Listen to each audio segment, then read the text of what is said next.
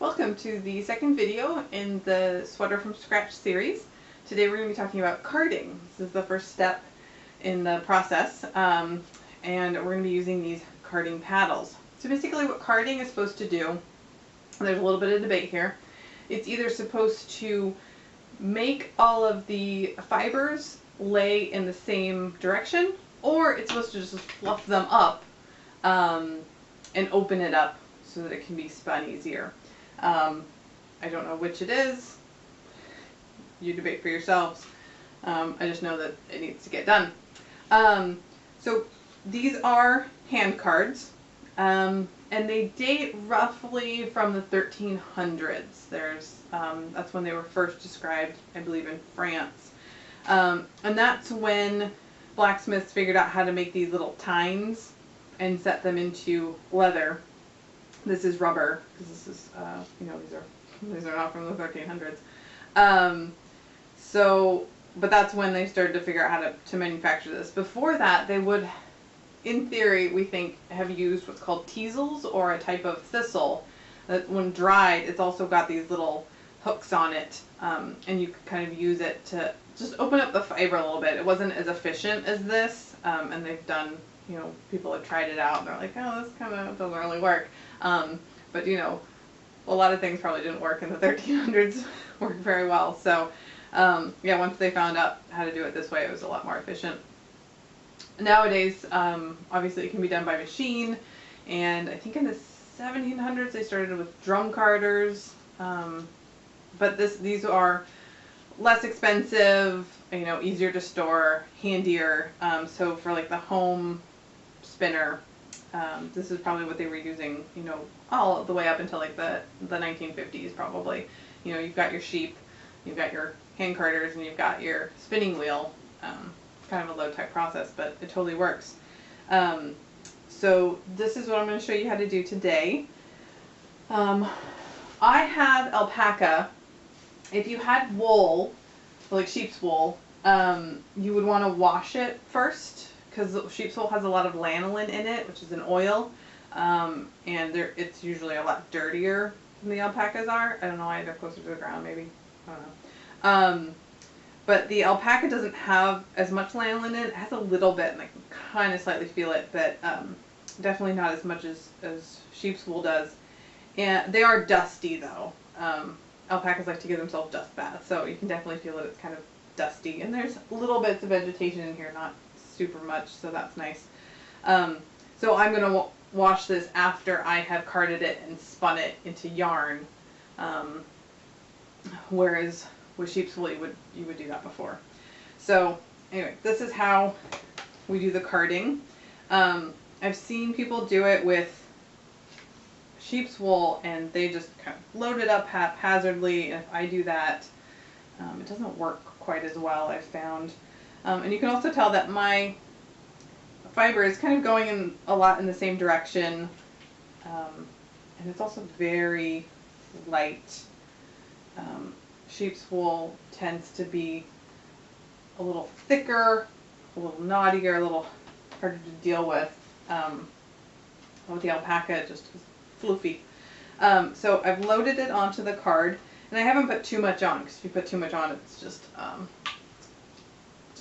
a fight. And so then I take my other card and I kind of hold it here, and I'm just, it's just like brushing out your hair. You've got tangles in it. You want to just kind of go through, and so you go through the ends first, and then you start moving up, and you're kind of just rocking the card, and you get it transferred over. And then some people say, oh, you need to keep your left and right cards separate, and I'm like, oh gosh, I have no idea how to do that. Let's just, try and get this done before I'm 50. So I think whatever works for you is what you need to do. Don't worry about other people's hang-ups.